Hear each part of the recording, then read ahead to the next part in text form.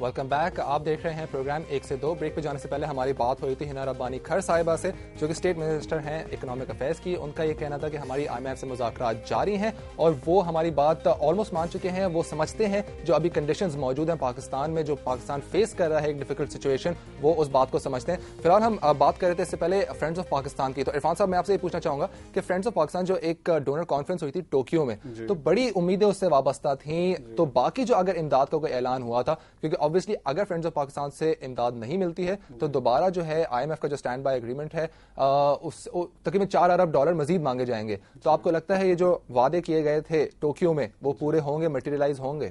دیکھیں, friend of Pakistan کے جتنے بھی آپ کے ڈونرز ممالک تھے انہوں نے پاکستان سے یہ ریکویسٹ کیا ہے کہ آپ ہمیں ایک ٹرانسپیرنسی سسٹم بنا کے دیں کہ جو امداد بھی آپ کے ملک میں جائے گی وہ امداد ٹرانسپیرنسی کے ساتھ خرچ ہوگی اور اس کا واضح حساب کتاب, یعنی کہ لوگ بھی جو امداد دے رہے ہیں وہ آپ کو دیکھ سکیں گے.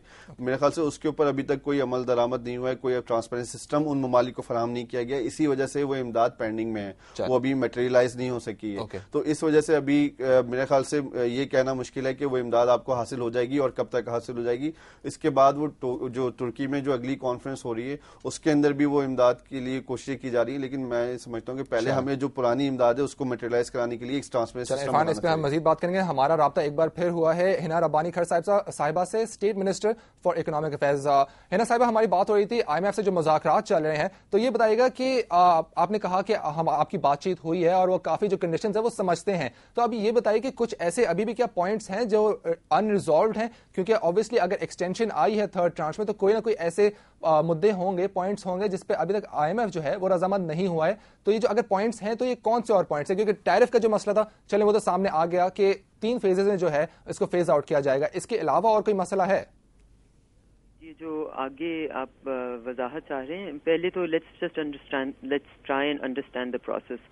اس وقت obviously IMF کی اگر کوئی بھی ٹرانچ ریویو کے لیے جانی ہے یا اس کی ریلیز کے لیے بورڈ اپروولز آپ کو ضروری چاہیے ہوتے ہیں, اور ان کی جو بورڈ میٹنگ ہے اس وقت سے آگے تک وہ اب August 7 کو اسکیڈیولڈ ہے, جس میں پاکستان کا کیس سامنے آئے گا. تو یہ ایک آپ مطلب اس میں کوئی اس لیے قباحت نہیں آ رہی کیونکہ کوئی چیز ابھی تک انسالوڈ یا ان آنسرڈ رہ گئی ہے یا جس پہ اگریمنٹ نہیں ہوا. اس میں صرف because you have to follow a certain process before you reach that end اینڈ آبجیکٹو. تو وہ پروسیس اس طرح کا ہے کہ اب ان کی نیکسٹ میٹنگ August 7 کو ہے, جس میں انشاءاللہ وہ پاکستان کا کیس سامنے آئے گا. And we are quite hopeful کہ we are on the same page. اب جو باقی آپ نے بات کی کہ کوئی اور چیز رہ گئی ہے, تو آپ کو پتہ ہے جو پاور ٹیرف کا تھا, بیکاز پاکستان کا جو پرفارمنس رہی ہے be it on monetary side, be it on physical side, یا ہمارے جو جتنے باقی ہمارے ان کے ساتھ جوائنٹ ٹارگیٹس تھے ان پہ ہماری پرفارمنس مور دین سیٹسفیکٹری رہی ہے. اور یہ آئی تھنک استنبول کی میٹنگ میں بھی وضاحت سے کہا بھی گیا, سامنے بھی آیا. جو صرف ایک اسپیسیفکلی پاور سیکٹر میں آپ نے انہینسمنٹ کی ایک کمٹمنٹ دی ہوئی تھی, اس پہ یقیناً گورنمنٹ آف پاکستان کا اسٹینڈ تھا کہ ہم اس میں ریلیکسیشن چاہتے ہیں, اور ہمارے خیال سے اس وقت پولیٹیکل اکانومی کے ڈائمینشنز اس طرح ہیں کہ ہم امیڈیٹلی یہ انکریز جو کہ جولائی 1 کو آنی تھی ہم نہیں کرنا چاہتے.